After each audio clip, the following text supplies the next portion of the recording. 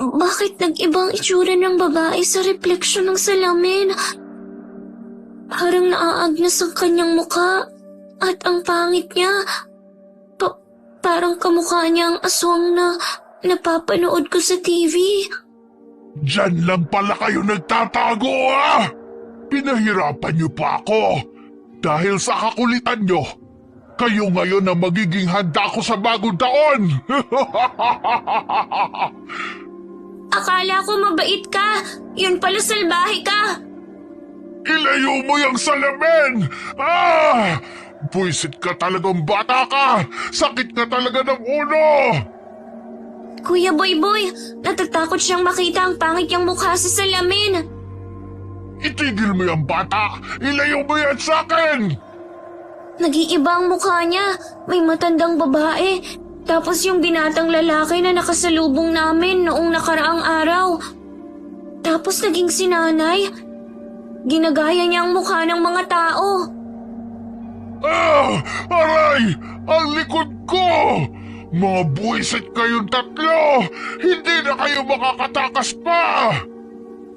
Yun kung mahahabol mo kami. Kuya Boy, takbo!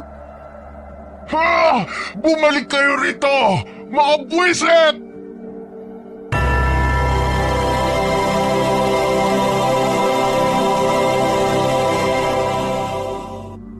Pangatlo si Mirna sa 6 na magkakapatid.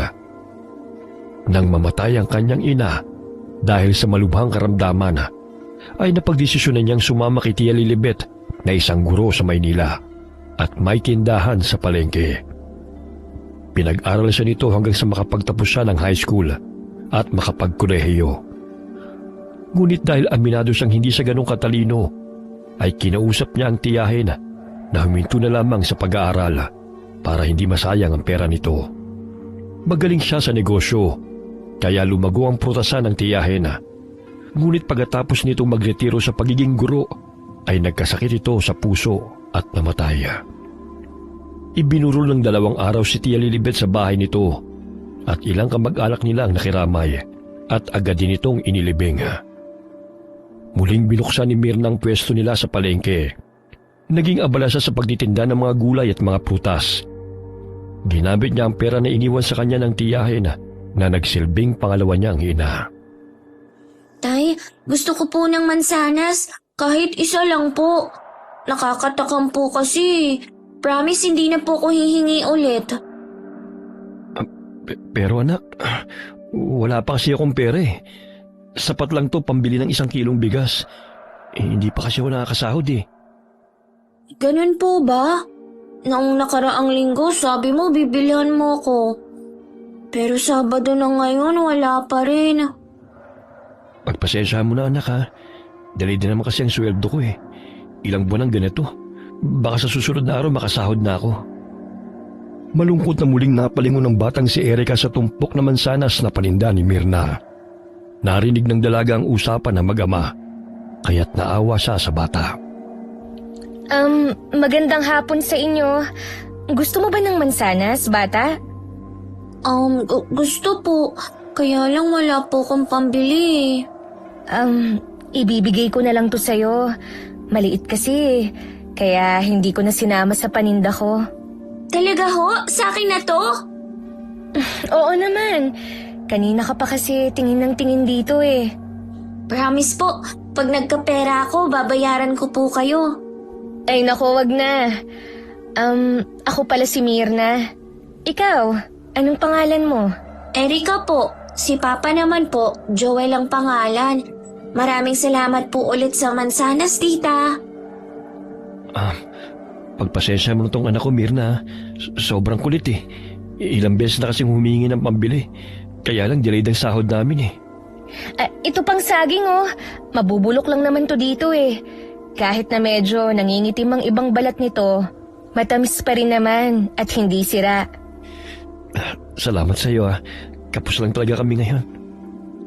Ilang sandali pa ay nagpaalam na ang mag-ama sa dalaga nang dumadami na mamimili sa pwesto ni Mirna. Muling napasulyap si Joel sa tindera at napangiti. Tay, ang bait ng tindera, no? Ligawan mo kaya siya? Maganda siya tapos ikaw gwapo naman. Wala nga tayong pambili ng pagkain, manliligaw pa ako. Kumain ka na nga lang dyan. Tay, ang tamis ng mansanas. Gusto nyo? Ubusin mo na. Kulang pa nga sa'yo yan eh. Kakaibiganin ko po siya para libre ang mansanas ko palagi. O di kaya maglilinis ako sa tindahan niya. Basta anak, huwag kang pasaway ha. Baka pagmulan pa ng gulo yung kakulitan mo eh. Hindi ko naman po siya aabalahin eh. Tutulungan ko po siyang magtinda. Kahit ang kapalit mga sirang prutas okay na. Makalibre lang tayo ng pagkain. 6 na taon ng biyudo si Joel buhat nang mamatay ang kanyang asawa sa sakit na kanser.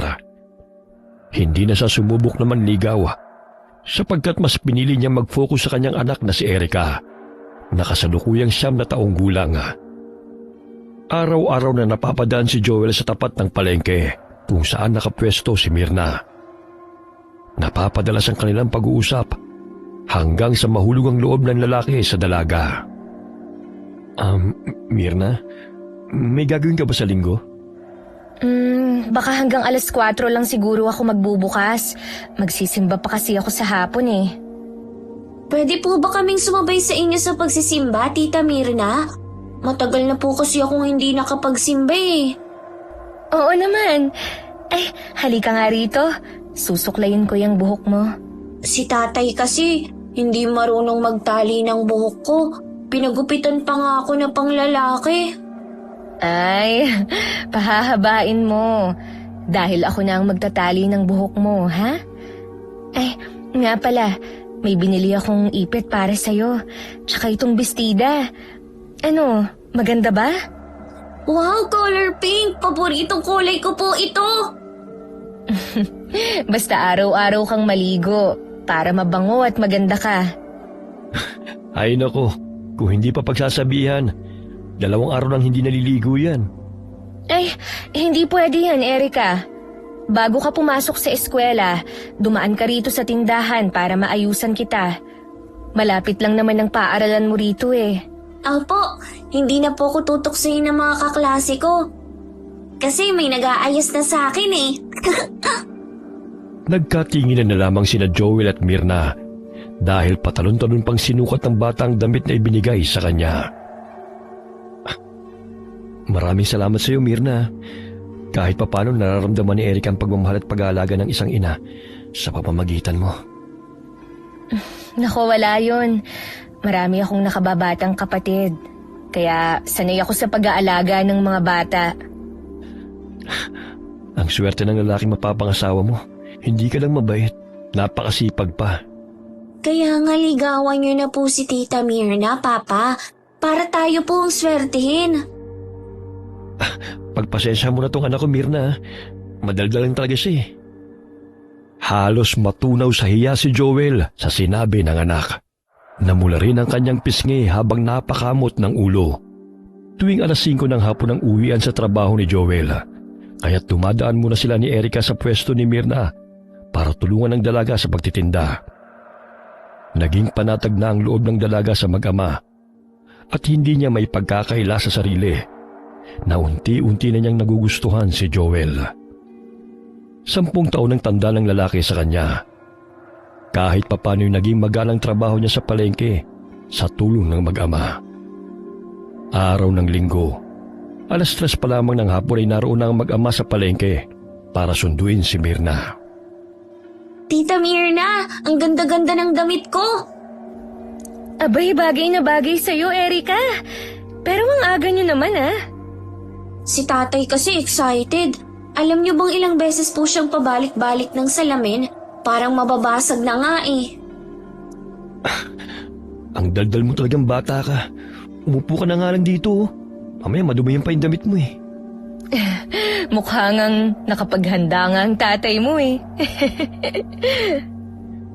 Hindi naman masyado, Myrna. Sige, tulungan niyo na akong ipasok tong lamesa para maisara ko na itong tindahan. Natatawa pa si Erica habang minamasdan ng dalawa na nagkakailangan ng magtamang paningin ng mga ito. Uuwi muna ako bago tayo magsimba. Para naman makapag-ayos man lang ako. Sasamahan na namin kayo, tita. Alam mo, Tita Mirna, ngayon ko lang ulit nakitang umititong si Papa. Noon kasi ang seryoso at palagi na lang nakasimangot eh. Uy, tumigil ka nga Erika. Kung ano na sinasabi mo. Binubuking ka na talaga nitong anak mo, Joel. Aliw na aliw si Mirna sa batang si Erika. Habang si Joel naman ay hindi may paliwanag ang pintig ng kanyang puso habang katabi ang dalaga. Naririnig pa nito ang dalangin ng anak na sana'y magkaroon na ito ng mabait na nanay nang sa gayon ay kumpleto na ang kanilang pamilya. Sabik talaga siyang magkaroon ng buong pamilya. Masipag, responsable si Joel at pinalaki niya si Erika na napakabuting bata. Natitiyak kong hindi malayong marinig ng Diyos ang dasal ng batang ito. Pagkalabas nila ng simbahan ay hinawakan ni Joel ang kamay ni Mirna. Animoy biglang tumigil ang tibok ng puso ng dalaga nang magsalita na ang lalaki.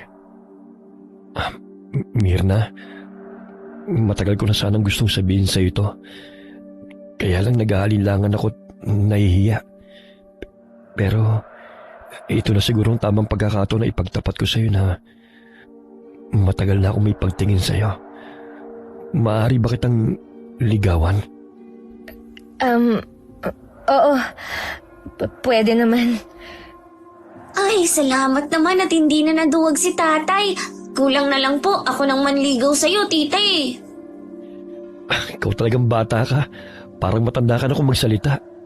O tara na, para makakain na tayo. Sigurado kong gutom ka na. Pag ganyan na wala na naman preno yung bibig mo. Nakakatuwa talaga kayong dalawa. Masaya silang naghapunan sa karinderya. Kahit simpleng pagkain lamang ang kanilang pinagsasaluhan, ay labis ang kasiyahan nilang tatlo na puno ng tawanan habang sila'y nagkukwentuhan. Makalipas ang 3 buwan na panliligaw ni Joel, ay sinagot siya ni Mirna. Ganun na lamang ang kasiyahan ni Erika habang kasama nito ang dalaga. Madalas itong maglambing at yumayakap kay Mirna. Alam niyo po, tita, araw-araw ako nagdadasal na magkaroon ako ng nanay. Tapos nang makilala ka namin, palagi ako nagdadasal na ligawan ka ni Papa. Ang saya-saya ko po dahil natupad ang prayers ko. Hay, ikaw talaga. Happy ka ba na ako na ang magiging nanay mo? 2 na kami ng tatay mo ang mag-aalaga sa'yo. Opo, hindi na ako tutuksuhin ng mga classmates ko na nakuha lang ako ni tatay sa basurahan. O di kaya ay iniwan ako ng nanay ko dahil malas daw ako. Nako, wag mong paniwalaan ang mga sinasabi nila ha. Ang isipin mo, nandito kami ng tatay mo na handang alagaan at mahalin ka. Uy, nak, huwag kang magpapasaway sa tita Mirna mo ha. Ay hindi po, Papa. Magpapakabait po ako, promise. Tuwing araw ng Sabado at Linggo ay sinasamahan ni Erika si Mirna sa palengke. Naging panatag ang isip at kalooban ni Joel sapagkat may kasama na ang kanyang anak sa tuwing siya ay nagtatrabaho sa construction site bilang masona. Hindi kagaya ng dati na kung saan sa napapadpad si Erika na nakikipaglaro sa mga batang lansangan. Hindi nagtagal. Napagdesisyonan ni Mirna at Joel na magsama na sa isang bubong. Nagpakasal sila sa West, ngunit hindi nakarating ang ama ni Mirna dahil nahihirapan na itong bumiyahe ng malayo. Tanging ang 2 kapatid lamang nito ang dumalo. Plano nilang magpakasal muli sa simbahan kapag umuwi na sila ng Cagayan. Sa gayon ay maihatid siya ng ama sa harap ng altar. Yay! Tunay na kitang nanay, Tita Mirna. Nanay na po ang itatawag ko sa iyo, ha? Ay, syempre naman. Mula pa man noon, anak na ang turing ko sa'yo ah. Nak, huwag ka masyado makulit ha. Mamaya mahilo pa yung nanay mo sa kadaldalan mo. Hayaan mo na siya, Joel. Masaya lang si Erika para sa atin. Alam mo, mahal, hindi ko naisip na may tatanggap pa sa amin ni Erika. Hindi ako mayaman at kasing gwapo ng iba. Pero ito ka. Buong puso kaming minahal ng anak ko. Hindi naman kayo mahirap na mahaling dalawa eh. Unang beses ko palang kayo nakausap. Ang gaan na ng pakiramdam ko sa inyo. Isa pa, alam kong magiging responsable ka rin sa magiging anak natin. Dahil nakikita ko kung gaano ka kabuting tao, Joel. Mahigpit na niyakap ni Joel ang asawa at hinalikan sa noo. Pinahid pa niya ang mga luha na namumuho sa kanyang mga mata dahil sa labis na kaligayahan. Tanggap siya ng pamilya ni Myrna, maging ang anak nitong si Erica. Nagtulungan sila sa pagtatrabaho, kaya't naging magaan na lamang sa kanila ang mga gawain. Makalipas ang 6 na buwan nilang pagsasama, ay napag-alaman ni Myrna na siya'y nagdadalang tao. Kaya't gano'n na lamang ang saya ni Joel dahil magkakaroon na ng kapatid si Erica. Mahal, huwag kang magpapagod ha. Tawagin mo ako kapag kailangan mo ng tulong. Huwag mo na akong alalahanin pa. Kaya ko to. Isa pa, nandito naman si Erica para umalalay sa akin eh. Konting tiis na lang, mahal.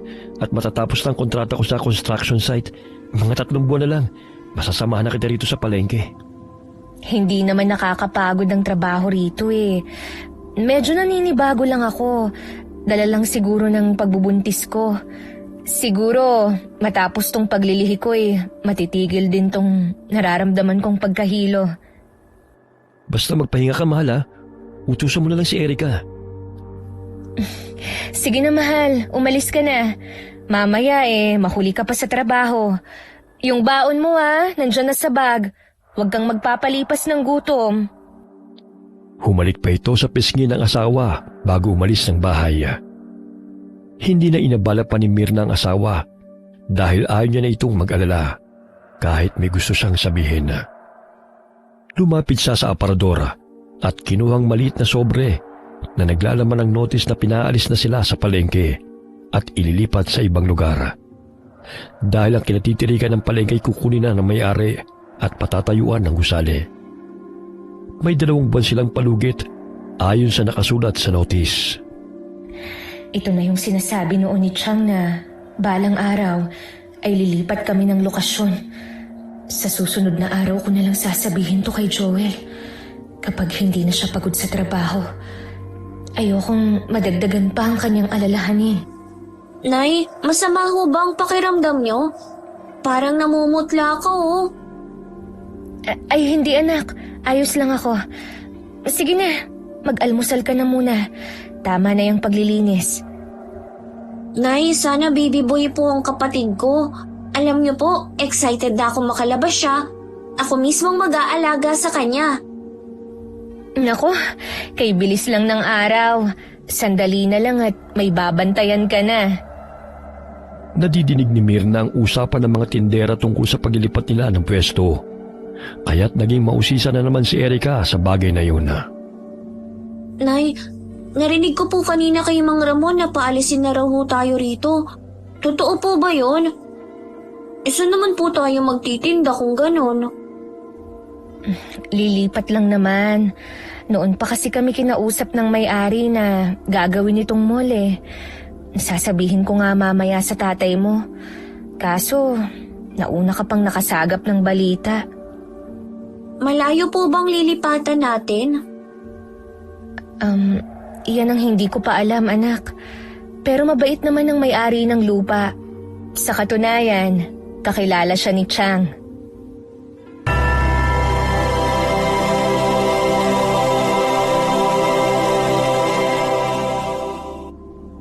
Alas 6:30 na ngunit hindi pa rin umuwi si Joel.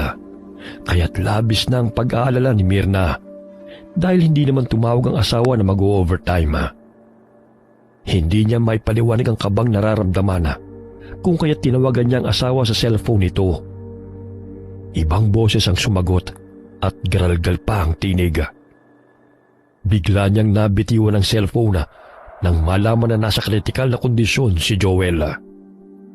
Nay, ano pong nangyayari sa'yo? Bakit ka umiiyak? Erica, tulungan mo akong isarado ang tindahan. Pupuntahan natin ang tatay mo sa ospital.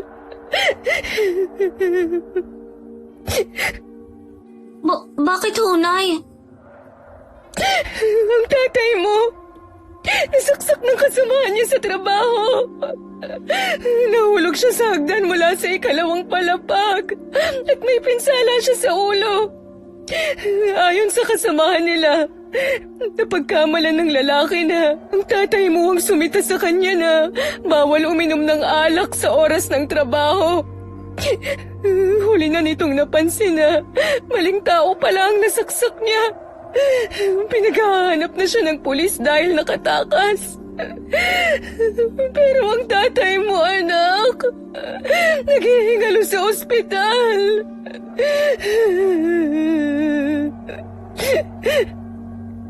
Nay, ayoko pong mawala si tatay.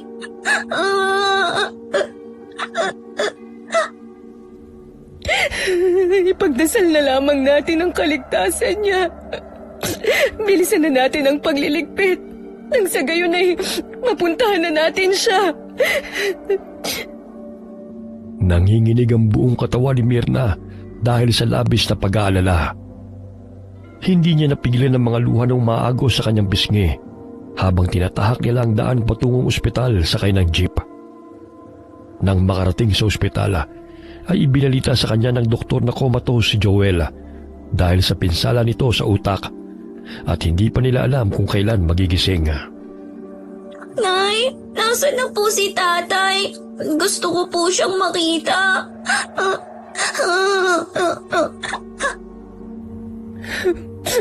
Ginagamot pa siya ng mga doktor. Kailangan siyang operahan dahil may pumutok na ugat sa kanyang utak. Malalim din ang sugat sa kanyang dibdib.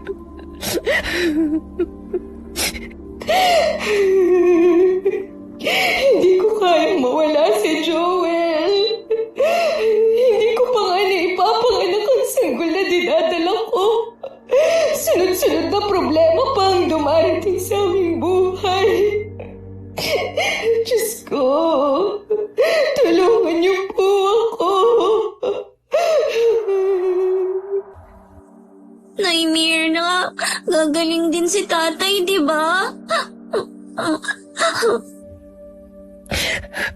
Oo naman. Kailangan nating ipagdasal na magising na siya. Maya-maya'y napansin na ng pabalik-balik na mga nurse at doktor sa isang silida. Kaya't natataranta na rin si Mirna sapagkat alam niyang si Joel ang pinuntahan ng mga ito. Ilang sandali pa'y lumabas ang isang doktor sa operating room at hinanap ang kamag-anak ni Joel de la Cruz. Diniklara nitong patay na ang pasyente. Dok, pakiusap ulitin niyo po ang pagsusuri sa kanya. Baka nagkamali lang ho kayo. Gamutin niyo po ang asawa ko.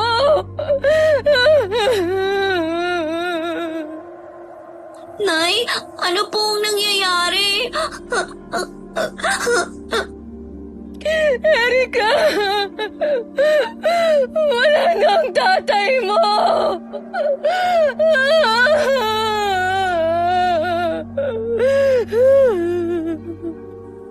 Hindi po maaari yun, Nay. Ang sabi niya kanina, uuwi siya at bibilhan niya tayo ng lechong manok dahil sweldo raw nila ngayon. Hindi ho patay si Papa. Kakausapin ko po siya. Baka natutulog lang siya. Mahilig pa naman ako kasarin noon. Napapailing na lamang ang doktor sa sinabi ng bata at inulit nito na patay na si Joel. Halos gumuwang mundo ni Mirna sapagkat maaga siyang nabiyuda sa edad na 30. Isang linggong ibinurol si Joel sa bahay na tinitirhan nila. Habang ang sospek ay hindi pa rin nahuhuli.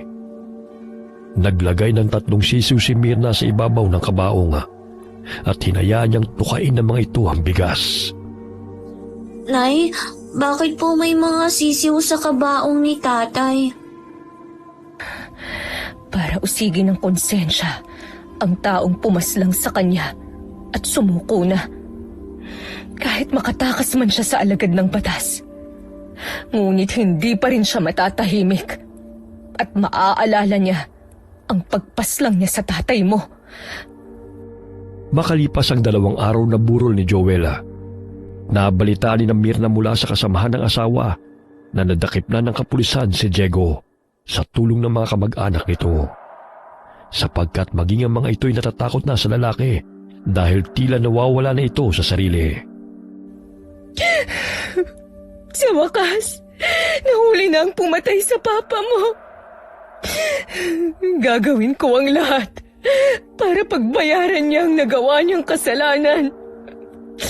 Ngunit kahit makulong pa si Diego habang buhay, hindi pa rin niya maibabalik ang buhay ng iyong ama. Nay, natatakot po ako. Baka po makalaya siya at maging tayo ay saktan niya. Hindi ako papayag na makalapit siya sa'yo. Madalas na malalim ang iniisip ni Mirna. Minsan ay nahuhuli siya ni Erica na tuliro. Hindi na niya alam kung anong gagawin dahil iniisip din niya ang pagpapali sa kanila sa palengke. Hanggang sa mailibing si Joel na labis ang kanilang pagdadalamhati. Nay Mirna, ngayong wala na si tatay, paaalisin niyo na ho ba ako rito sa bahay? Anak, hindi. Pamilya tayo. Ilang buwan na lang ay ipapanganak ko na tong kapatid mo. Nawala man ang tatay mo, hindi pa rin magbabago ang pagmamahal ko sa kanya at sa'yo. Akala ko kasi itataboy mo na ako. Mahal na mahal ko po kayo, Nanay Mirna. Promise po, magiging mabuti po kong ate sa kapatid ko. Hindi naman Ang iniisip ko ngayon, paano kung umuwi na lang kaya tayo sa probinsya namin sa Cagayan? Kasi dito, sunod-sunod na problema ang kinakaharap natin Kalilibing lang ng tatay mo. Tapos, paalisin na tayo sa palengke at ililipat sa ibang lugar. Mag-a-adjust na naman ulit tayo. Tapos, ang lilipatan natin, malayo pa rito sa inuupahang bahay. Kahit saan po kayo magpunta, Nay, sasama po ako. Ipinangako ko po kay tatay na aalagaan ko kayo ng magiging kapatid ko. Salamat, Erica, sa pag-uunawa, ha? Ang bata mo pa, pero ang dami mo ng pinagdaanan. Sigurado akong maaaliw ka sa probinsya dahil marami kang magiging kalaro doon. Isa pa, mahirap ang sitwasyon natin ngayon. Hindi ko masyadong maaasikaso kung lilipat tayo ng pwesto dahil nga buntis ako. Doon na lang tayo magne-negosyo sa probinsya. Matutulungan pa ako ng mga kapatid ko. Sige po, Nay. Excited na rin po ako makilala sila. Sina Tita Linda at Pinky lang kasi ang nakilala ko Binayaran ng kaunting halaga si Mirna bilang kompensasyon sa pwesto niya sa palengke. Ngunit napagdesisyonan niya na umuwi na lamang sa Cagayan kasama si Erica. 6 na buwan na siyang buntis, kaya't nararamdaman na niya ang pagod sa biyahe. Sa bukana pa lamang ng Sitio Pitas ay nakita na niya ang mga kapatid at ang amang nakaabang sa kanila. Nandyan na pala sina Pinky at tatay. Ay nako, nakakapagod ang biyahe. Nay, namumutla po kayo Uminom na muna kayo ng tubig. Mahaba rin kasi ang biyahe natin Medyo nahilo ako. Mabuti naman anak at narito na kayo. Akin na nga yung maleta ninyo.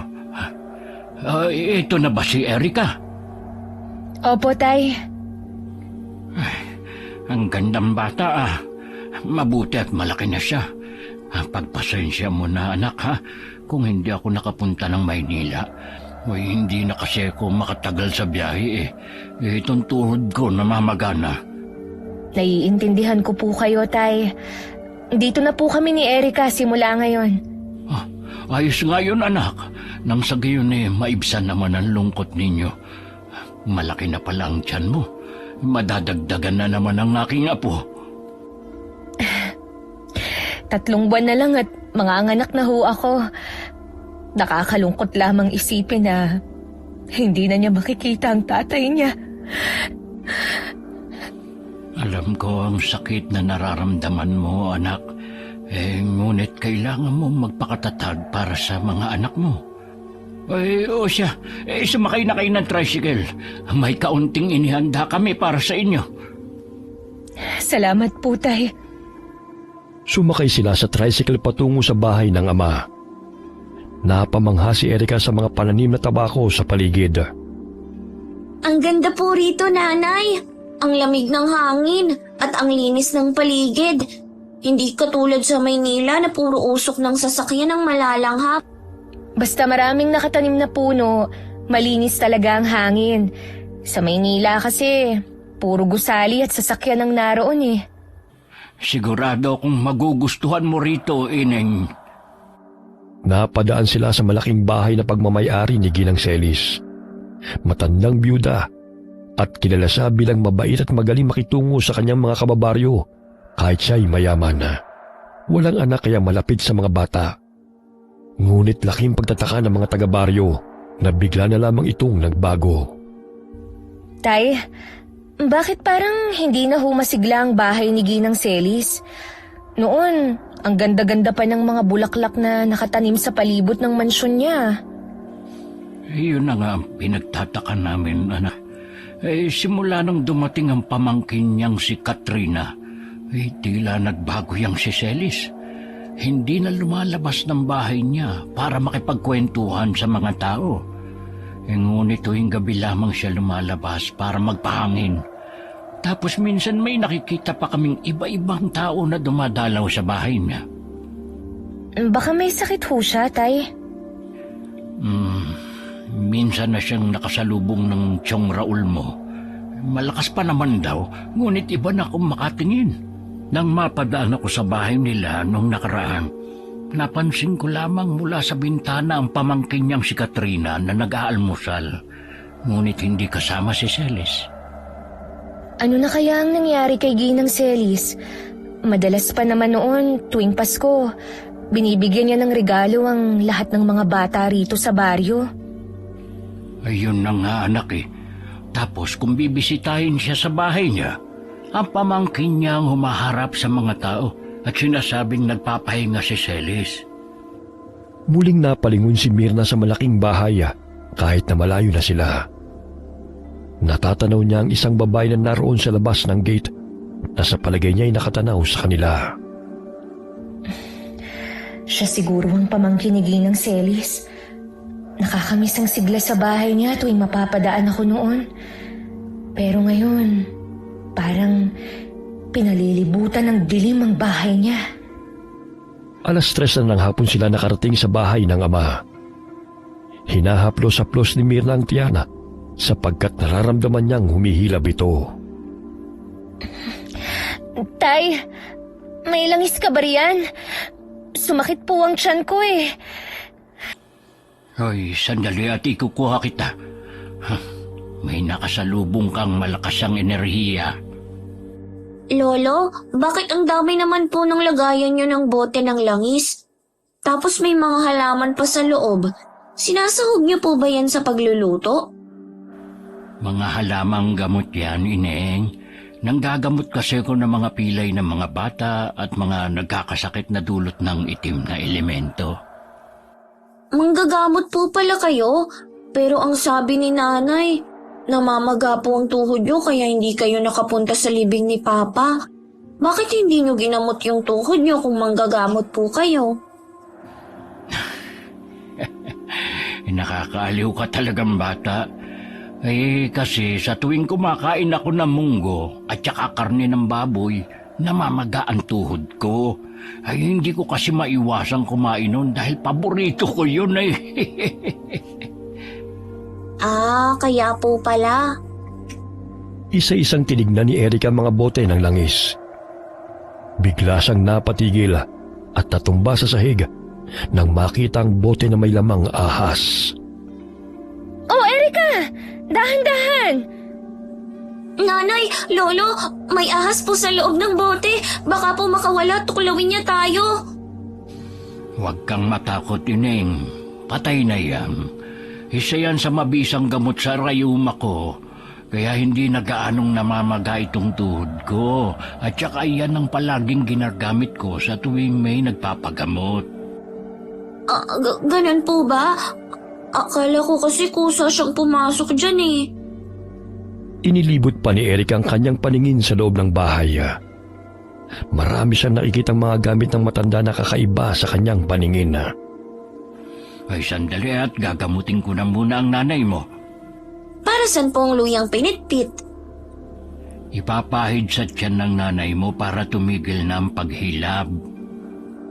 Yun pala, kasi sa amin ginagamit lang po yan sa pagluluto eh. Umupo ka na muna rito, anak, para makapag-concentrate ang lolo mo.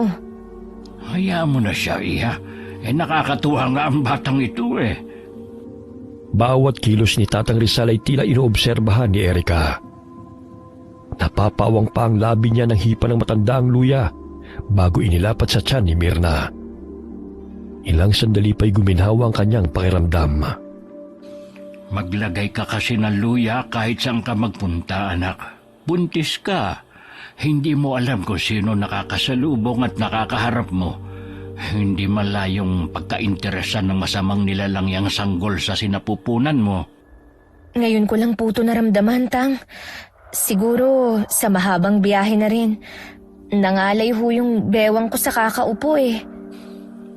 Sigurado akong may matang nakamasid sa'yo at mabango ang sanggol sa pangamoy niya. Ano po yun? Parang aswang, lolo? May napanood po ako noon sa cellphone ng kaklase ko na kinakain yung baby ng buntis.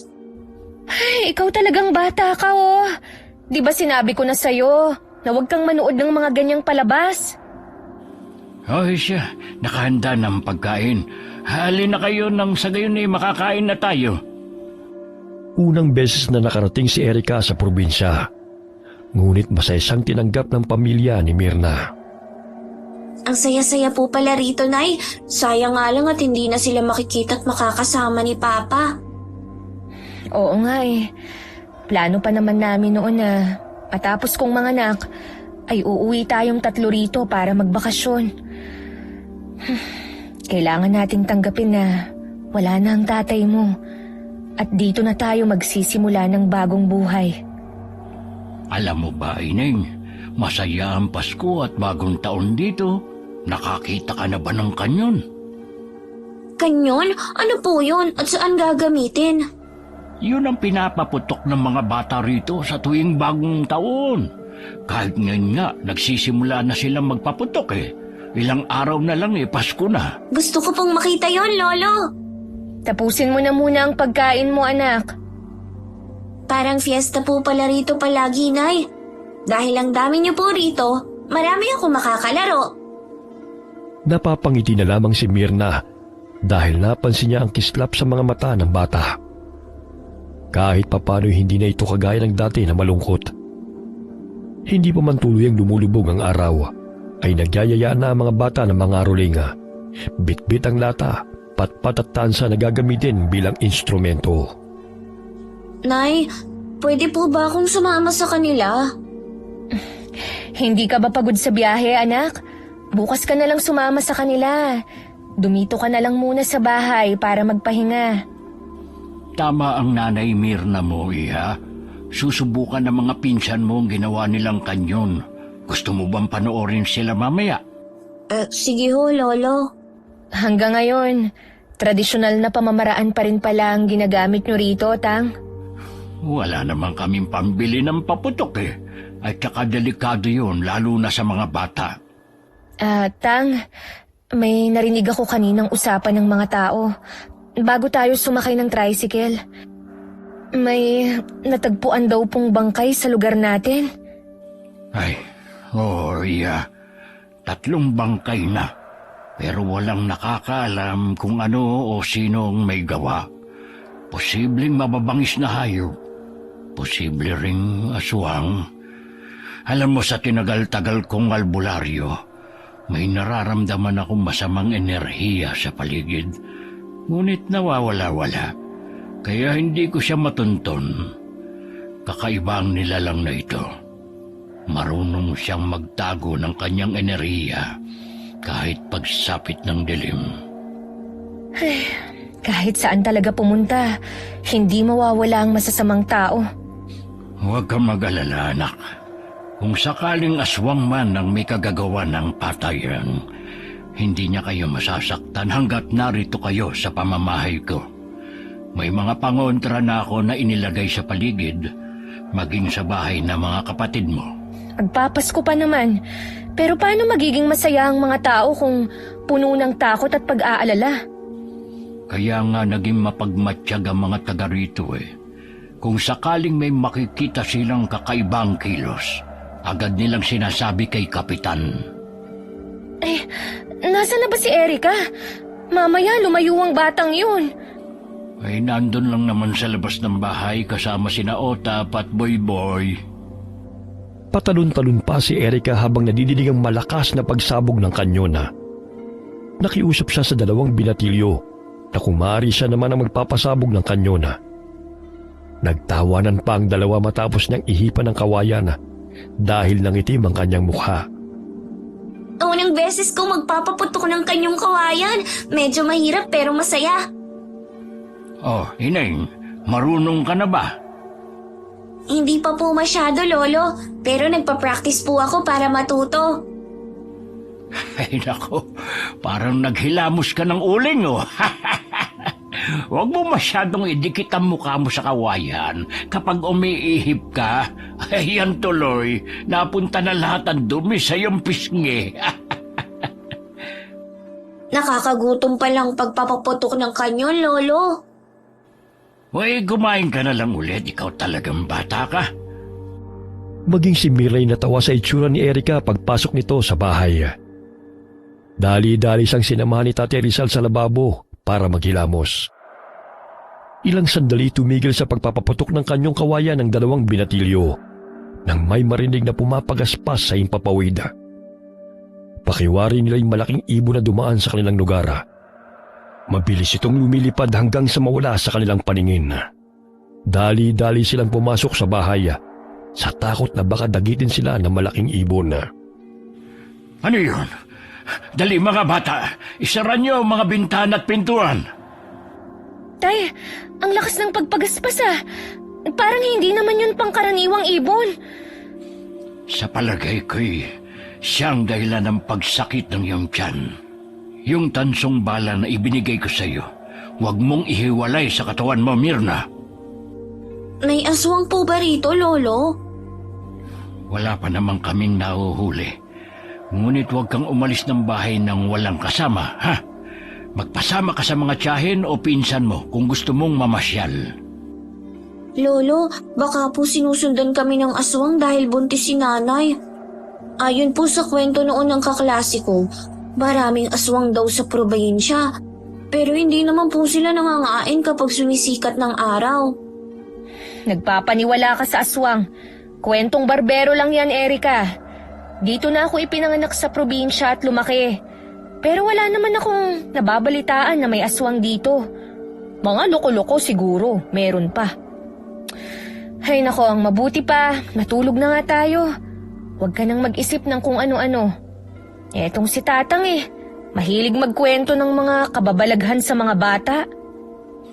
Hoy siya, matulog na kayo, 8:00 na pala. Hindi ko na namalayan ng oras. Magkatabing natulog sina Erica at Mirna. Mabilis na nakatulog ang bata dahil sa malamig na simoy ng hangin. Buhat nang mamatay si inay, hindi ko na ipagtapat kay tatay na nawalan ako ng tiwala sa mga albularyo. Sinabi niya noon na pinagkatuwaan ng mga itim na elemento si nanay. Yun din ang sinabi ng kaibigan niya. Pero namatay lang si nanay na hindi ko maling. Kahit marami na kaming pinuntahan ng mga manggagamot na katulad niya. Lumabas ng kwarto si Mirna para uminom ng tubig. Nadatnan niyang hindi pa rin natutulog ang kanyang ama at nakikinig ng balita sa luma nitong radyo habang nakasandal sa dingding sa papag na tinutulugan ito. Naninibago ka ba, anak, kaya hindi ka makatulog? May kailangan ka ba? Tang, akala ko po ba tumigil na kayo sa panggagamot? Hindi pa rin maiwasan, anak May iilan pa rin namang nagpapagamot sa akin at dinadayo ako. Alam kong simula nang mamatay ang nanay mo, isa ka sa kumwestiyon sa kakayahan ko bilang albularyo. Alam mo, anak, hanggang ngayon dala-dala ko pa rin ang bigat noon na sana dinala ko siya sa ospital. Baka naagapan pa ang sakit niya. Ngunit dahil sa labis na tiwala ko sa aking sarili, nawala ang nanay niyo. Patawarin mo ko, anak, ha? Alam kong masama ang loob mo sa akin. Kaya umalis ka para doon na manirahan sa Maynila, kasama ang tiyang Lilibet mo. Tay, matagal na panahon na po yun. Wala kayong kasalanan sa pagpanaw ni nanay. Patawarin niyo po ko dahil nakapagsalita ako ng hindi maganda sa inyo. Tsaka bata pa ho ako nun eh. Sumama ako kay Chang dahil gusto kong makapag-aral, kahit high school man lang. Hindi naman kasi habang buhay ay magiging albularyo kaming mga anak mo eh. Katulad ng sinabi mo noon. Patawarin mo ko, anak. Maraming salamat din sa lahat ng tulong mo sa amin ng mga kapatid mo. Nakapag-aral sila ng dahil sa iyo. At saka napagawa mo tong bahay natin. Tay, mahal ko po kayo. Wala na ho akong sama ng loob sa inyo. Niyakap ni Mirna ang ama dahil hindi niya sukat akalain na dala-dala pa rin ito ang bigat na nararamdaman at sinisisi ang sarili sa pagkamatay ng ina. Tay, kahit manggamot kayo, hindi naman po masama ang loob ko sa inyo eh. Ipagpatuloy niyo kung ano ang nagpapasaya sa inyo. Tsaka alam kong lumalakas kayo kapag may mga bata kayong tinutulungan. Pero anak, kapag hindi pa rin sila gumagaling, sinasabihan ko rin namang kumonsulta sila sa doktor. Sapagkat tanging sakit na dulot ng masasamang elemento lamang ang aking makakayanang gamutin. Sige na, Tay. Matulog na po kayo. Maya-maya na, anak, kapag tapos na tong programang pinakikinggan ko. Umaliwalas ang mukha ni Tatang Rizal nang makapag-usap sila ni Mirna tungkol sa nakaraan. Muling narinig ng matandang lalaking malakas na pagaspas sa kanilang bubong.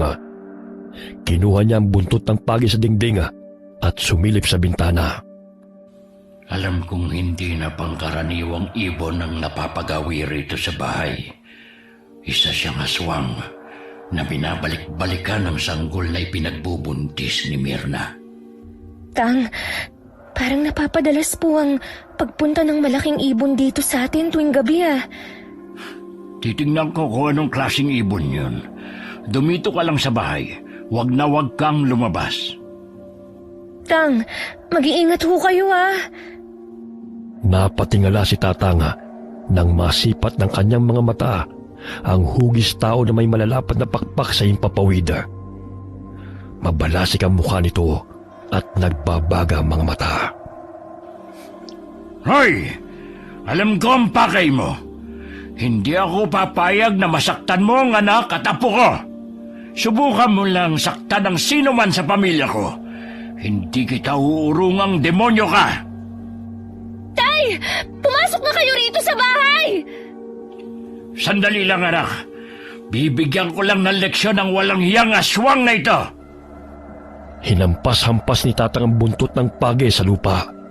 Dahilan na pinagaspas muli ng aswang ang kanyang mga pakpak sa takot na masaktan ng matandang albularyo. Ngunit napalingon muna ito sa bandang bintana kung saan nakadungo ang buntis na si Mirna bago ito tuluyang umalis. Nagtama ang kanilang paningin na siyang ikinatakot ng buntis. Diyos ko, parang taong paniki. Kahit saang lugar, hindi pa rin talaga ligtas.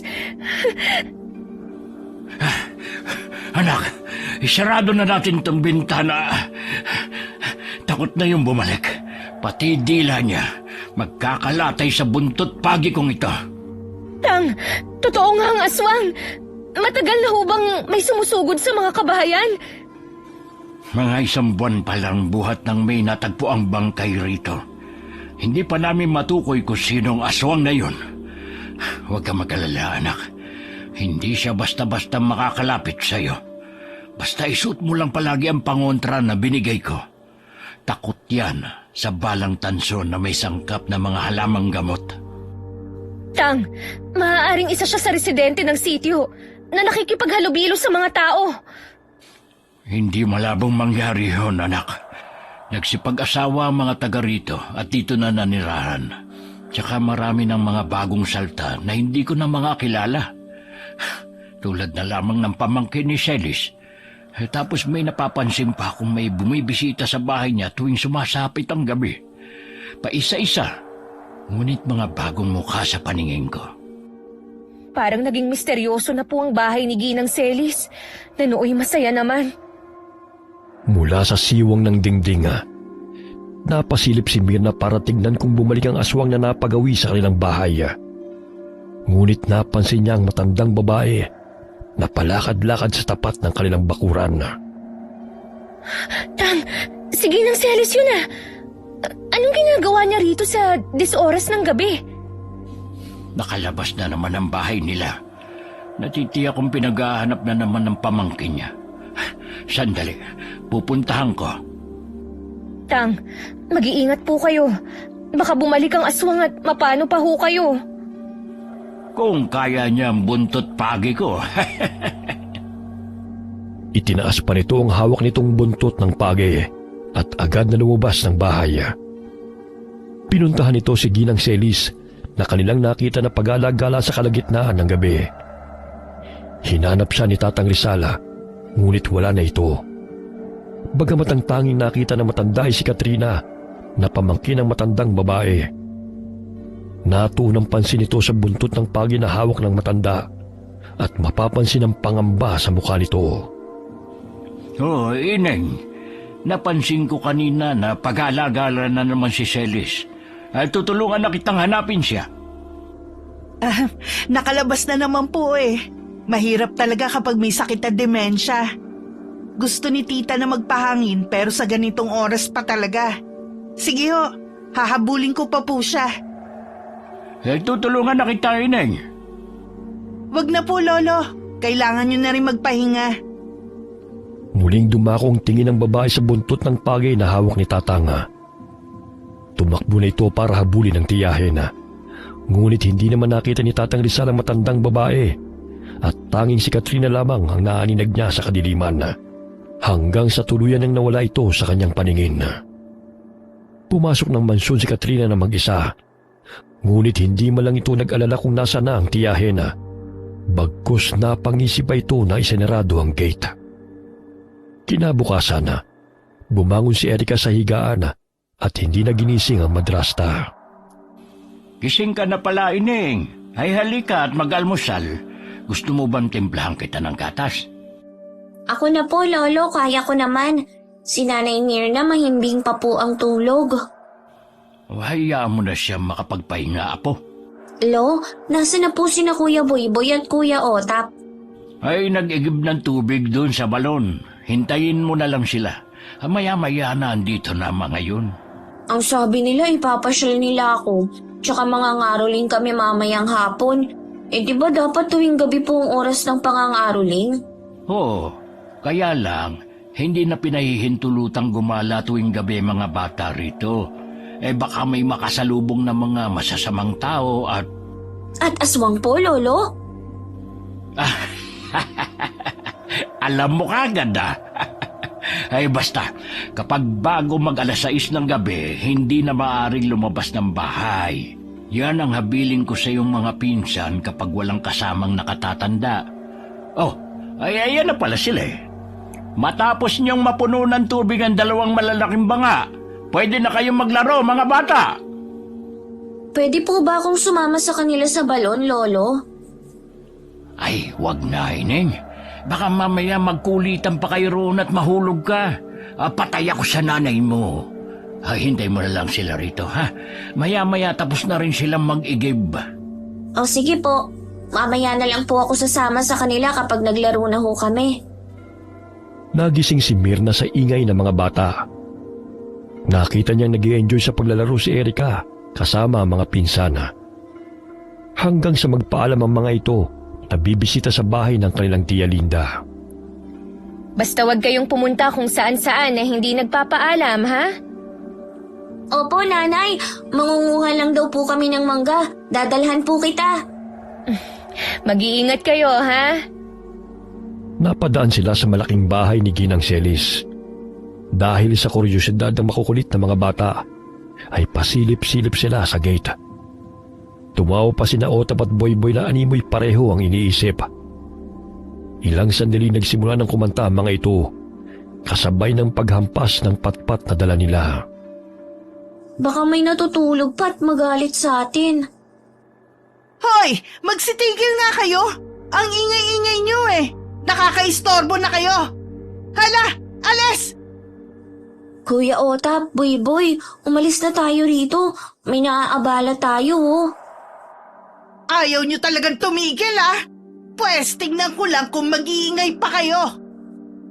Lumabas ang babae sa bahay bit-bit ang takore na may mainit na tubig. Mabuti na lamang tumakbo palayo ang tatlong bata bago nito naibuhos ang mainit na tubig sa labas ng gate. Ang lalakas ng loob nyong abalahin ng pagpapahinga ko. Palibhasa mga wala kayong modo. Sorry po, aalis na ho kami. Ay dapat lang. Bukod sa sintonado yung mga boses nyo, pineperwisyon nyo pa ang tulog ko. Mga buwiset! Halina kayo, mainit ng ulo niyo, oh. Kahit nagmamaktol ang babae, ay umawit pa rin ang dalawang binatilyo at sinabing ang barat pa nito. Nannilisik ang mga mata ng babae bago ito iniwan ng mga bata. Naku kuya, ginalit niyo siya. Hindi niya nagustuhan ang boses niyo. Sa susunod, ako na lang ang aawit. Nang sa gayon, bigyan niya tayo ng pamasko. Muling tumawang dalawang binatilyo at nagpatuloy na lamang sa paglalakad patungo sa bahay ng tiyahing si Linda. Bago man ang halian ay umuwi rin sila bit-bit ang mga manggang nakuha. Muling napatingin si Erika sa malaking bahay. Ngunit sa pagkakataon na yun ay nakadungaw sa bintana ang babae at nakamasid sa kanila. Kahit sa loob siya ng bahay, nakasuot pa siya ng sunglasses. Siguro duling ang mga mata niya o may sore eyes. Oh, bakit parang ang lalim naman niyang iniisip mo, Ineng? Kasi po, kanina yung babaeng nakatira sa malaking bahay, wala po ba siyang kasama ron? Ang sungit po niya. Akalain niyo, nangaroling lang kami, binuhusan niya kami ng mainit na tubig. Mabuti nga lang po, mabilis kaming tumakbo. Ay, bakit ba kayo pumunta roon? Mas bugnutin niyang si Katrina kaysa sa tiyahin niya.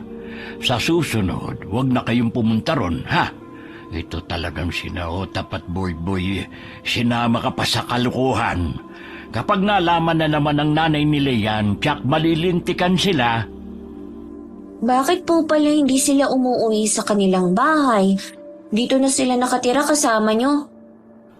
Mula pa ng maliitang kambal na yan, dito na sila sa akin. Hindi sila kasya sa bahay nila, kasi 8 silang magkakapatid.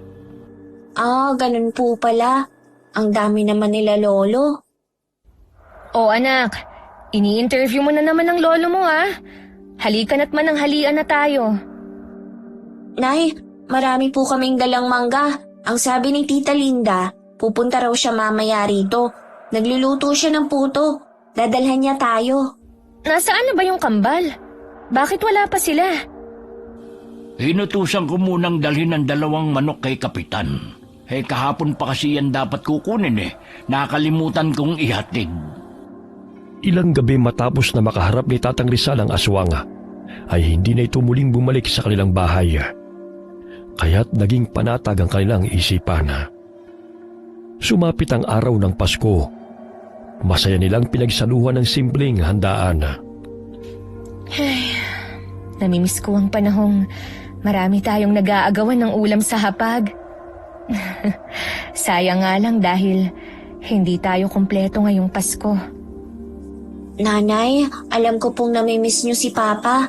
Ako nga rin po, miss na miss ko na siya. wala man ang papa mo ngayon, natitiyak kong masaya siya dahil marami namang nagmamahal sa'yo. Nay, salamat po sa pag-aalaga mo sa akin ha. Pasensya na kung wala po kong regalo sa inyo. Masaya na ako anak na nakikita kitang masaya at malusog. Ibinigay ni Mirna ang regalo niya kay Erika, maging sa kanyang ama at mga pamangkin. Wow! Maliit na salamin, suklay at mga ipit. Ang gaganda po nito, nanay. Thank you po. Aba, may bagong damit na naman ako't tsinelas ah. Basta tang, isuot mo yan ah. Huwag mong itago sa aparador dahil anay ang makikinabang dyan. Ay, susuot ko naman talaga to, anak. Komportable kasi ako kapag butas-butas sa mga damit ko, eh. Dumungaw sa bintana ang mga kapatid ni Mirna nang mapansin si Ginang Celis na lumalakad sa labas. Nag-iisa lamang ito at matalim na nakatingin sa kanila. Ayan na naman siya. Lumalala na talaga ang sakit niya. Tay, nakakatakot na po ang itsura niya. Noon, parang hindi naman siya ganyan ah. Nangingitim ang palibot ng kanyang mga mata. May demensya raw siya, ayon sa pamangkin niyang si Katrina. Ay ako nang kakausap sa kanya. Baka gustong kumain. Ay sandali, at bibigyan ko ng pagkain. Lumabas ng bahay ang matandang lalaki na may dalang pagkain. Sa hinuhay niya'y natakasan na naman ito ang pamangkin, kaya gumagala na naman sa gabi. Celis, nasan ka na? Itong pagkain para sa'yo ito. Napalayo na si Tatang Rizal sa kanilang bahay sa kakahanap sa babae. May naninig siyang tao sa kasukalan at batid niyang si Ginang Celis yun. Nang tuluyan na siyang makalapit, ay nagulat siya nang bumungad sa kanyang paningin na biglang nagbago ang wangis nito. Nakausli ang mga ngipin nito at mabalasik ang mga mata. Nabitiwan ng matanda ang pinggan at napatras. Isa kang kampo ng dyablo. Hindi ikaw si Celis. Ginagamit mo lamang ang katauhan niya para makapambiktima. Wala kang pakialam, tanda.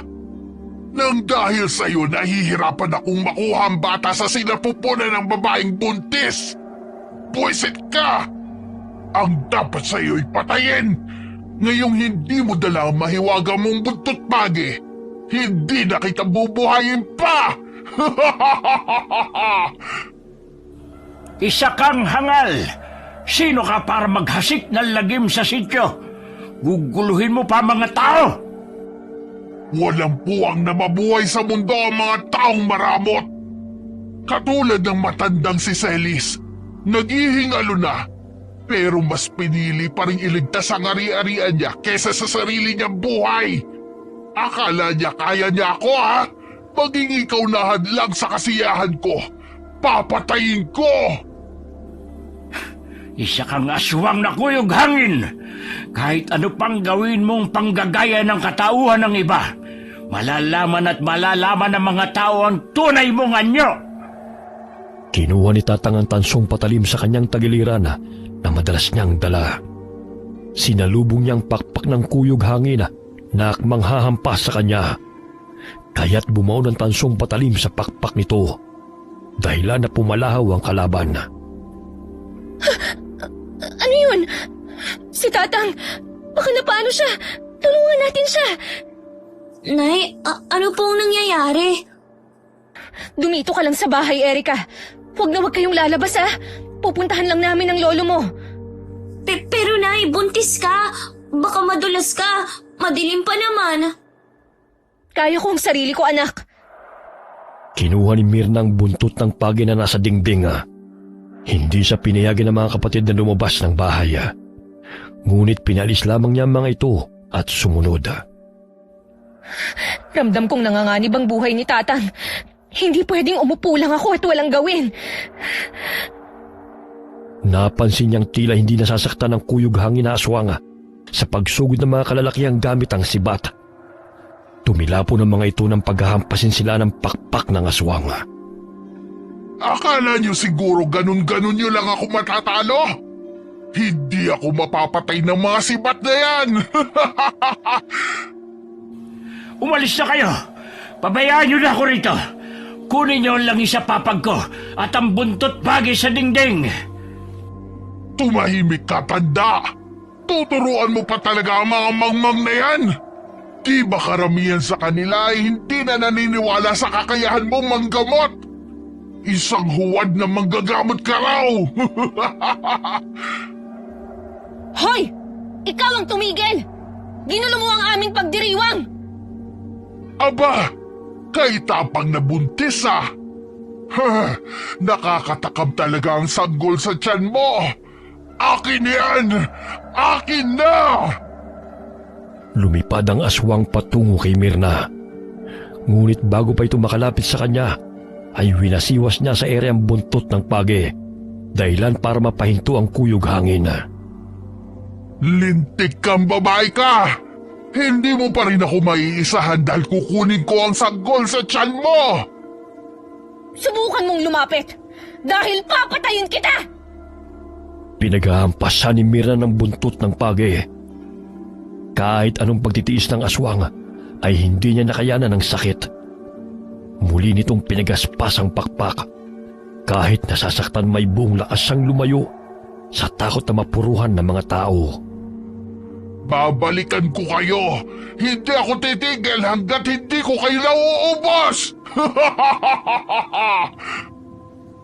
Sige, bumalik ka! Dahil hindi lang yan ang aabutin mo sa amin! Bago pa sa tuluyang makalayo, hinagis ng isang lalaking sibat patungo sa aswanga. Tinamaan ito sa pakpak, dahilan na bumagsak ito sa lupa. Susuguri na sana ng mga tao, ngunit nagpalit ito ng wangis bilang si Erica.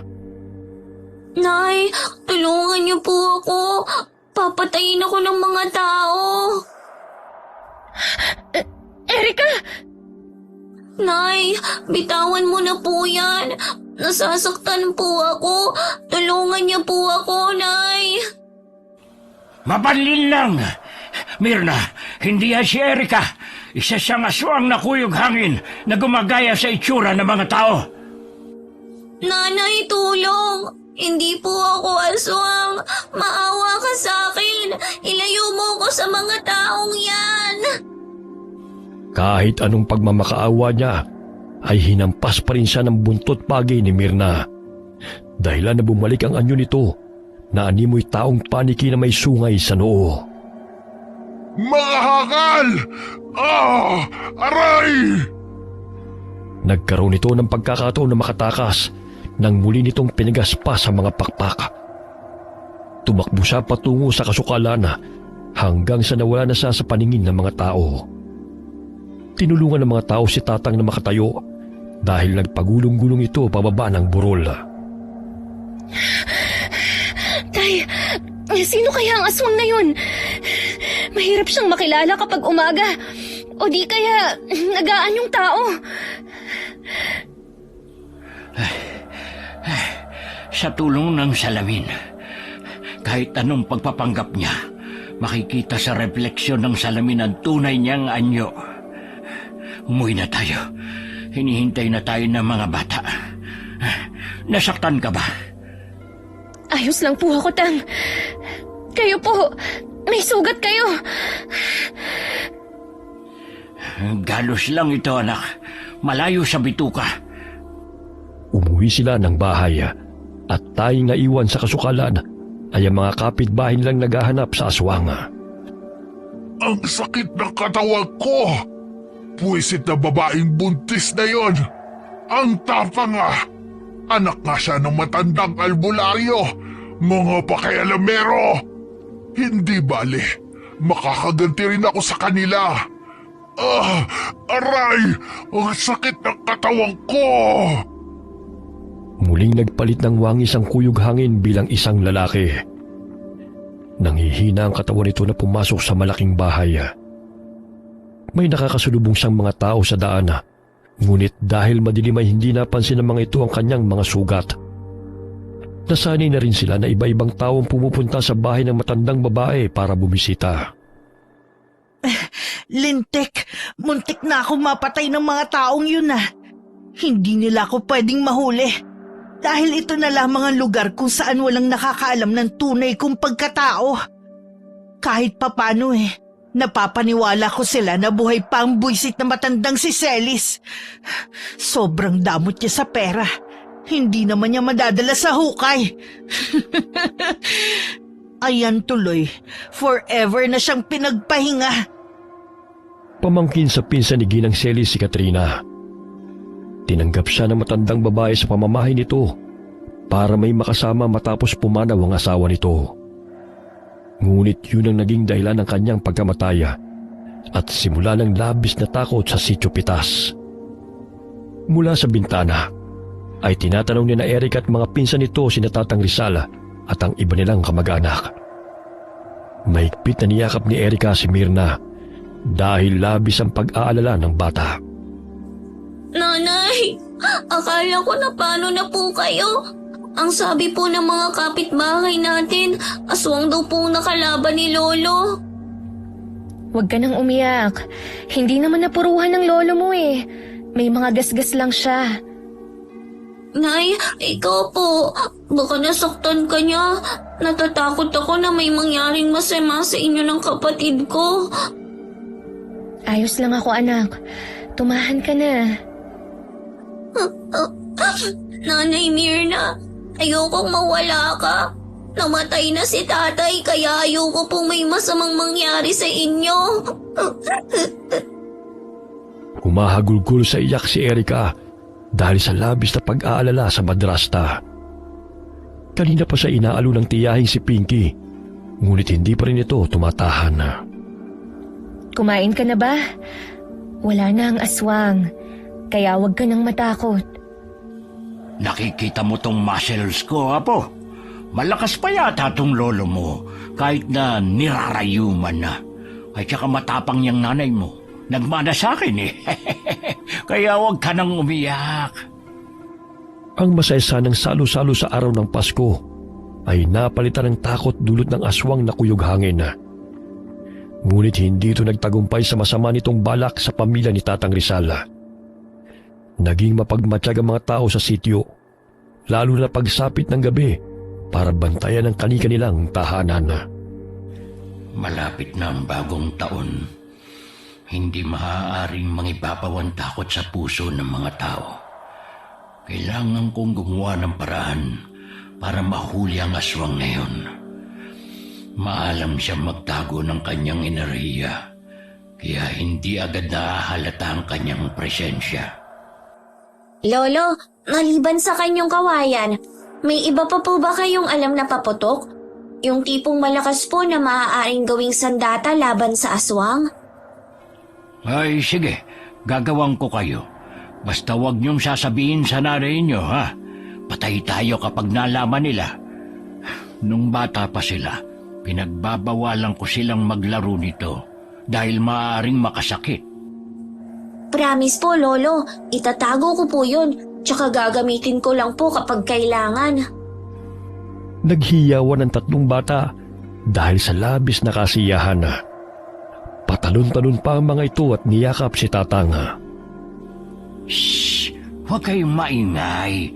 Kumuha kayo ng mga lata nang sa gayon masimulan ko na kayong magawan ng boga. Lolo, ano po ang boga? Gawa yun sa pinagdugtong-dugtong na lata na maihahalin tulad sa maliit na kanyong kawayan.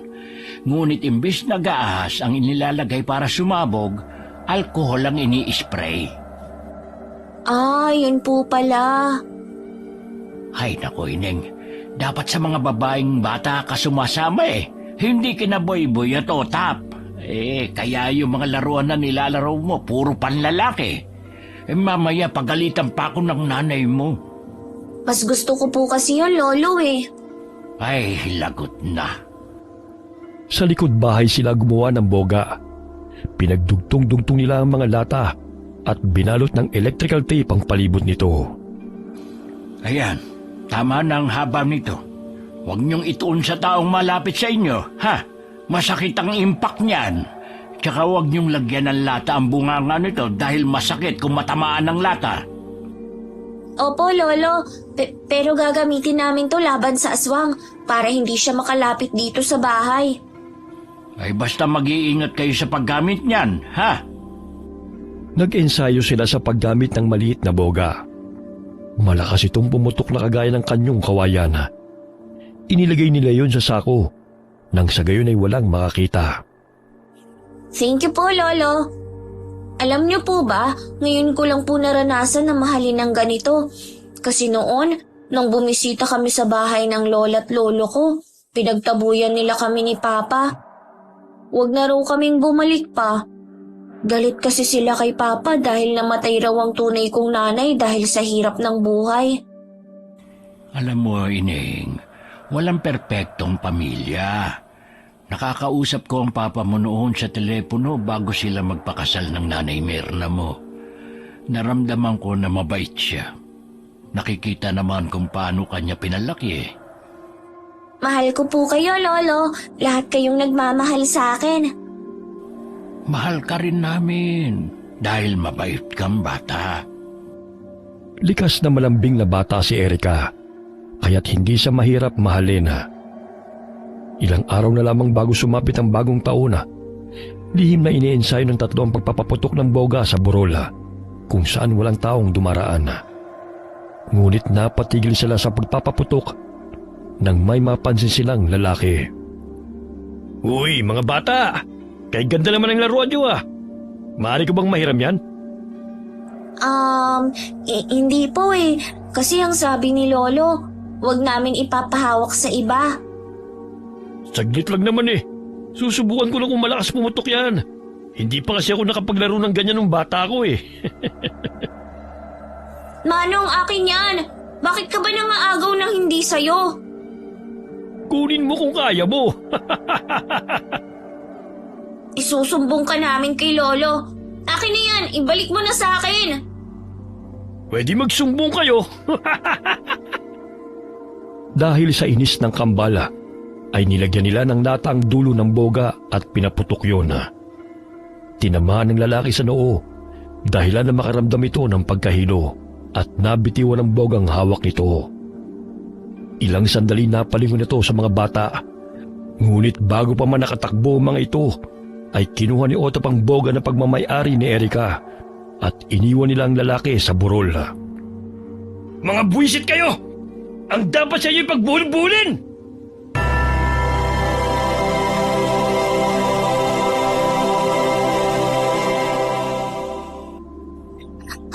Kuya Boy, bilisan ninyo. Mukhang hindi siya natinag sa ginawa mo. Ay, kapal na mukha niya. Hindi man lang siya nasaktan. Oh, saan naman kayo nanggaling? Bakit ganyan ang mga itsura nyo? Pawis na pawis.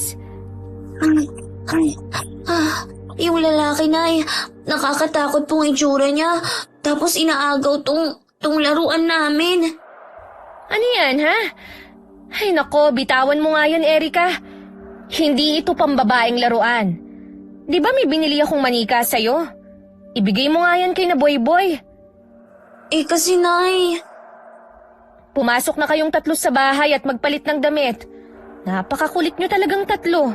Basang-basa ng pawis ang likod nyo, Napahaplos na lamang si Mirna sa kanyang tiyana dahil sumipa ang sanggol. Napansin niyang may lalaking nakamasid sa kanila, kaya't isinarado niya ang pinto. Huwag na kayong lumabas ng bahay, Bakit ba kasi nakarating kayo sa burol? Ilang beses ko nang sinabi sa inyo na huwag kayong lumayo Ayan tuloy, mukhang sinundan kayo ng lalaking nakaalitan nyo. Siya naman po ang agaw ng laruan ko. Parang siraulo pa naman yun. Nakangisi na wala namang nakakatawa. Oh, ano na naman ang pinagtatalunan nyo rito? Pinagagalitan ko po. Muntik nang mapahamak dahil hinabol sila ng lalaki. Parang nasa tapat pa nga ng bahay natin Ay, matignan nga. Nagtama ang paningin ni Tatang Rizal at ng lalaki. Ngunit kumaripas ito ng takbo palayo nang makita ang matanda. Ayun, umalis na. Natakot yata sa akin Tang, pakibantayan po muna ang mga batang to Pupuntahan ko muna si Ate Linda. May ide-deliver na saging sa palengke eh. Nakalimutan kong iabot sa kanya ang pambayad. Ay, ako nang pupunta sa kanila. Magpahinga ka naman, anak. Malaki na yung tiyan mo. Kung magparoot pa rito ka, akala mo hindi ka nagdadalang tao eh. Sige po, Tang. Ang mga kapatid na ni Mirna naging katulong niya sa palengke nang magbukas siya ng tindahan. Naging maayos ang kanyang negosyo dahil nagtutulungan silang magkakapatid. Sumapit ang bisperas ng bagong taon. Hindi na mapakali si Katrina dahil hindi pa siya muling nakakalasap ng sariwang dugo sapagkat naging aktibo ang mga taga-sityo sa pagbabantay sa paligid. Nakakaumay ng manatili rito sa bahay. Wala man lang masarap na pagkain. Nanunuyo na ang lalamunan ko dahil ang tagal ko nang hindi nakakainom ng sariwang dugo at nakakakain ng laman. Ano kaya kung imbitahan ko ang mga bata rito sa bahay? Lumabas ng bahay si Katrina at naglakad-lakada. Nagtago siya sa mga puno para walang makakita sa kanya. Ayun sila. Tamang-tama. Abala sila sa pagpapaputok ng laruan nilang muntik pang bumasag ng ulo ko. Ay, nakakabingi ang ginagawa nila. Makaalis na nga rito. Mga pasaway na bata. Aray! Kuya Boy, parang may tinamaan ka. Sinabi na sa'yo na huwag mong lagyan ng latang bunganga ng bugay. Lintik. Sila na naman. Nakakainis talaga ang mga batang yon. Pero kailangan kong magtimpe. Dahil kailangan ko sila. Hala kuya, papalapit na siya rito. Dahil sa pagkataranta ng kambal ng makitang papalapit na babae, ay hindi sinasadyang iputok ni Otap ang boga kay Katrina. May balang lata ito, kaya tinamaan sa tiyan ng babae. Kahit kailan mga walang ya talaga kayo. Nandito ako para imbitahan kayo sa bahay ko. Pero anong ginawa nyo, ha? Sorry po, hindi po namin alam na may tao eh. Tsaka bakit nandyan po kayo nagtatago sa mga puno? Nagpapahangin. Masama ba? Lumabas ng bahay si Mira nang marinig na may kaaway na naman ang mga bata. Natuon ang pansin ni Katrina sa malaking tiyan ng buntis, kaya't hindi nito mapigilan na matakam. Ang laki ng tiyan mo. Hindi ko mapigilang maglaway. Anong sinabi mo? Ang ibig kong sabihin gusto ko sana kayong imbitahan sa bahay. Kami lang kasi ni Tiyang naroon, tapos nasa kwarto lang siya nagmumukmok. Masaya kung marami ang sasalubong sa bagong taon. Edi dumito na lang kayo ni Ginang Celis mag-celebrate ng New Year. Dalhin mo na lang siya rito. Natitiyak kong mag-e-enjoy siya kasama ng mga bata. Kung gusto mo sunduin natin siya. Ikaw na lang. Nagluluto kasi ako Hindi ko pwedeng iwan. Ang mga bata na lang ang isasama ko para sunduin si Chang. Wag mo na silang isama. Gabi na at mapanganib. Baka bumalik na naman yung aswang at mapahamak pa yung mga bata. Mas mabuti nang dumito na sila. Bakit ba hindi kayo mapakiusapan? Ang sasama ng mga ugali ninyo. Gabi na ho. Isa pa, hindi ko maaaring ipagkatiwala ang mga bata sa taong hindi ko lubos na kilala. Kilala na ako ng makukulit ng mga batang yan. Inistorbo pa nga ako sa bahay Basta. Ayokong payagan sila na sumama sa inyo. Iba na ang pakiramdam ni Mirna sa matalim na titig ng babae sa kanya, lalo na sa kanyang ipinagbubuntis. Mga bata, pumasok na kayo sa bahay. Mamaya, may bigla na lang sumugod dito na halangang kaluluwa. Puwisit na babaeng to ang tapang. Hindi ako pwedeng pumasok sa bakuran nila dahil sa pangontrang inilagay ng albularyo. Isa pa yun sa nagbibigay ng sakit ang ulo ko.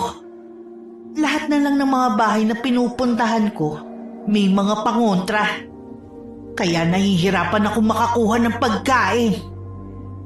Bago pa man makapasok ng bahay si Erika, ay hinila siya ni Katrina palabas ng bakuran. Tiniis nito ang pangangati ng katawan dahil sa inilagay ni tatang na makabuhay na halaman. Hoy! Bitiwan mo ang anak ko! Nababaliw ka na yata eh! Kung ayaw niyo akong samahan, ako na lang ang magdadala sa batang to. Mga walang kwentang kausap. Boy, pakikuha ng buntot ng pagi sa dingding. May hahampasin lang ako. Silang apat lamang naroon na dahil si tatang ay pumunta sa bahay ng panganay nitong anak na si Linda.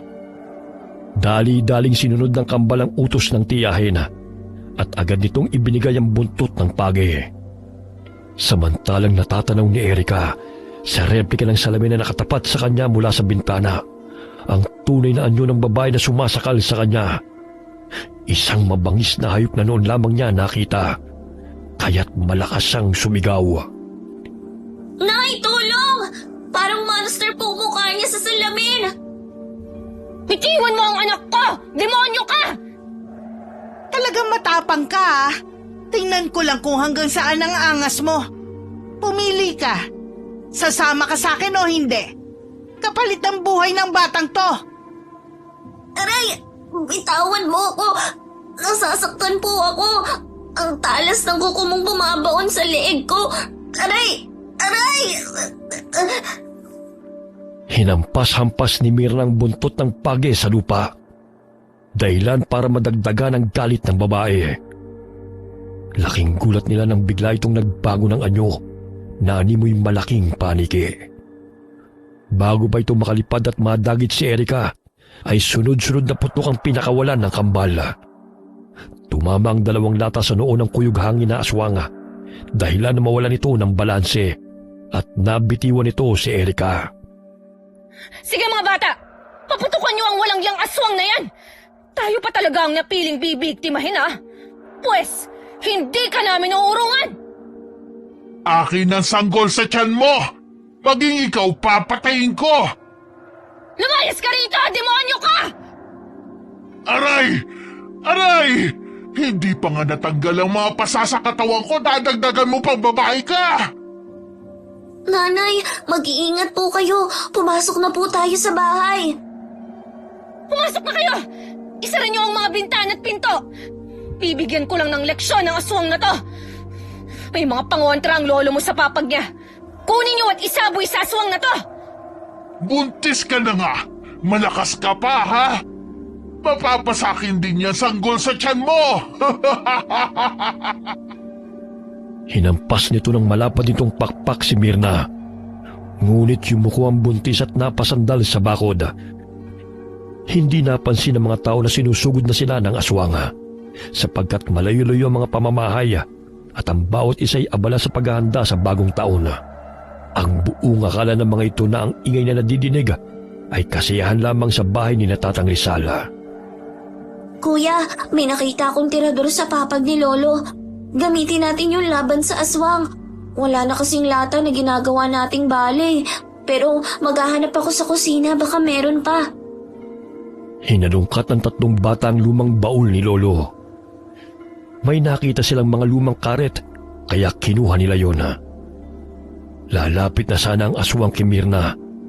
Ngunit buong lakas na ibinato ni Otap ang kalawanging karet patungo sa kanya. Kaya tumama yun sa kanyang pisngi. Ano to? Sige kuya, ihagis pa natin. Mukhang takot siya sa mga to. Hoy! Tigilan niyo yan! Aray! Aray! Ano bang pinaghahagis niyo sa akin? Mga buwisit kayong mga bata!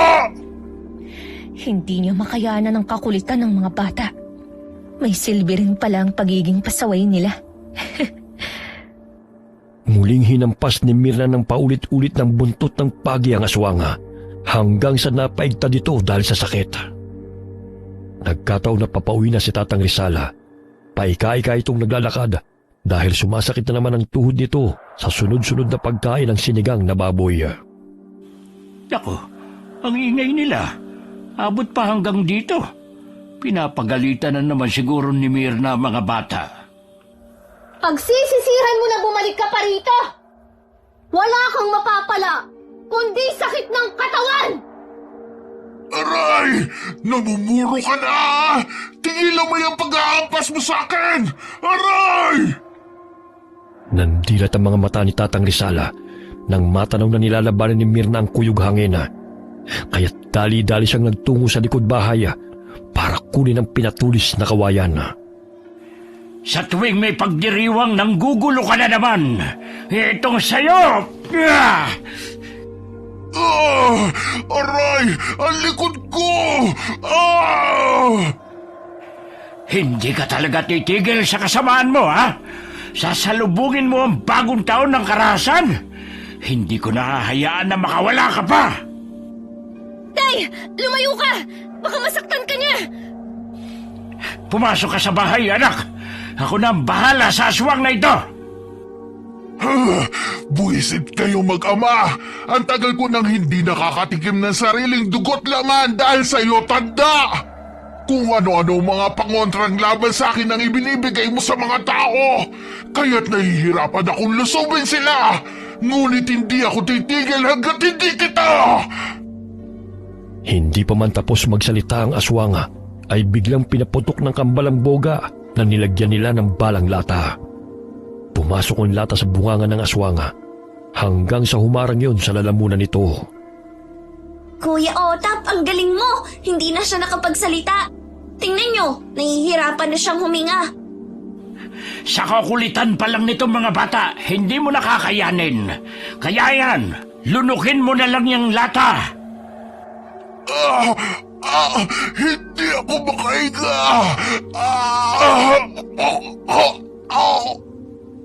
Ilang sandali nagsidatingan ng mga tao. Pinagtulungan nilang sugurin ang aswang na nooy nangingisay dahil hirap na sa paghinga. Sasalubungin ang bagong taon na walang takot. Dahil ngayon pa lamang, ay dapat ka nang mawala. Dito pa talaga ang huling destinasyon niya, ha? Bungo mo ngayon ang papuputukin sa bagong taon. Wala kang kadala-dalang aswang ka. Gusto mo pang kunin ang magiging apo ko, ha? Pinaghahampas ng pinutol na kawayan ng mga taga-sityo ang aswang at itinarak yun sa kanyang katawan. Nainuwan nito ang lata na pumasok sa kanyang lalamunan. Ilang sandali pa'y nagpabago-bago ang anyo nito bilang mga taong ginagaya nito. Hala, bakit naging sinanay siya? Tapos naging ako at ang lalaking humabol sa amin sa burol.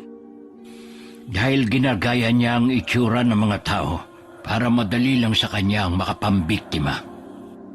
Kaya anak, huwag basta-bastang magtiwala sa mga tao na hindi mo pa lubusang kakilala, ha?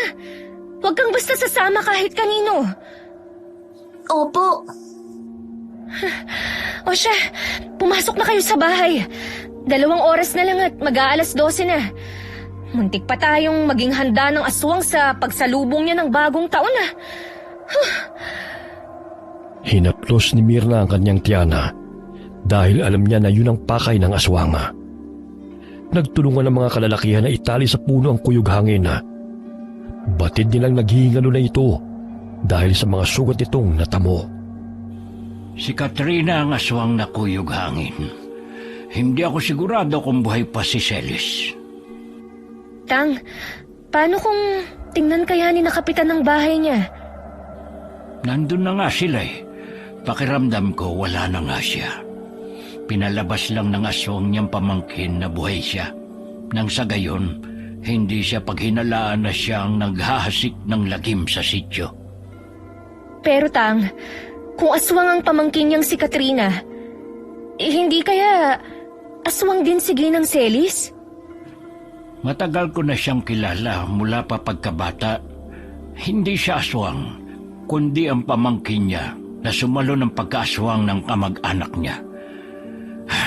Hayaan na natin ang mga kawani ng barangay na mag-asikaso sa bangkay ng aswang na yon.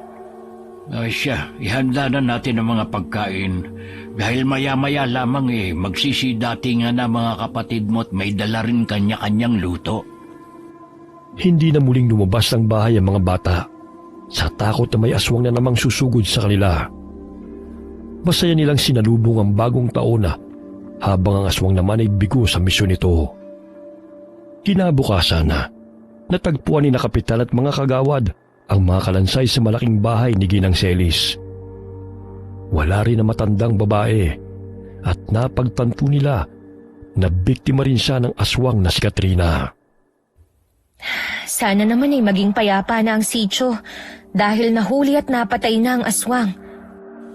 Naaawa ako sa sinapit ni Celis nang dahil sa pagkupkup niya sa pamangkin niya. Yun pa ang naging sanhi ng pagkamatay niya. Matagal na siguro siyang patay.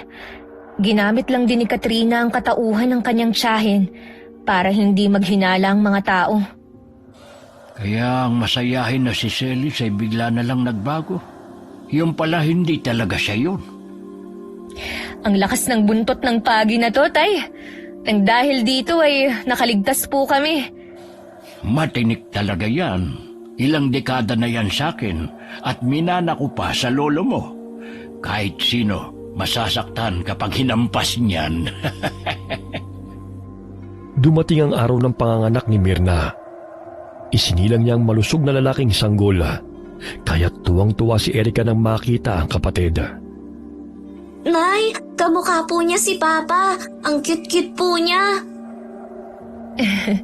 Oo nga eh. Kung nabubuhay lang ang papa mo, natitiyak kong masaya yun kapag nakita niya si baby. Mabuti na nga lang po. Tapos ka nang maglihi nang magkaharap kayo ng aswang, no? Dahil kung hindi, baka naging kamukha siya ng kapatid ko. Ay, ayaw ko po ng ganon. Ay nako, kung ano-ano talaga ang pumapasok sa isip mong bata ka. Dahan-dahan lang ha, baka maipit yung kapatid mo.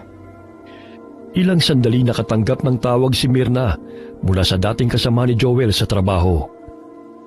Ibinalita nito na umuusad na ang kaso laban kay Diego na pumaslang kay Joel. Patong-patong na kaso rin ang isinampa sa lalaki dahil nalaman ng kumpanya na nagnanakaw ito ng mga materyales sa construction site na ipinagbibili sa mababang halaga. Buong akala nito hindi malalaman ang sikreto nito dahil isa sa pinagkakatiwalaan ng engineer nila. Nay, bakit po kayo umiiyak? Masama po ba ang pakiramdam ninyo? Masaya lang ako anak. Dahil dininig ng Panginoon ang aking panalangin na sana umusad ang kaso ng tatay mo. Hindi lang sa tatay mo may kasalanan ng Diego na yun, kundi maging sa iba rin. Maraming testigo ang lumitaw para hindi na siya makalalabas pa ng kulungan. Nay, kahit wala na po si Papa, nandito naman kami ng kapatid ko para samahan kay. Babawasan ko na pong pagiging makulit ko. Basta sundin mo lang ang lahat ng payo at sasabihin ko sa'yo. Opo, Nanay. Mahigpit na niyakap ni Erica ang madrasta at hinalik-halikan ito sa pisngi. Gumaan ang pakiramdam ni Mirna at naging masaya na rin kahit papano dahil nakapagsimula na sila ng bagong buhay. Hindi lamang siya naging matapang sa pagkipaglaban sa aswang, ngunit naging matapang din siya sa lahat ng pagsubok na dumating sa kanilang buhay. Wakas.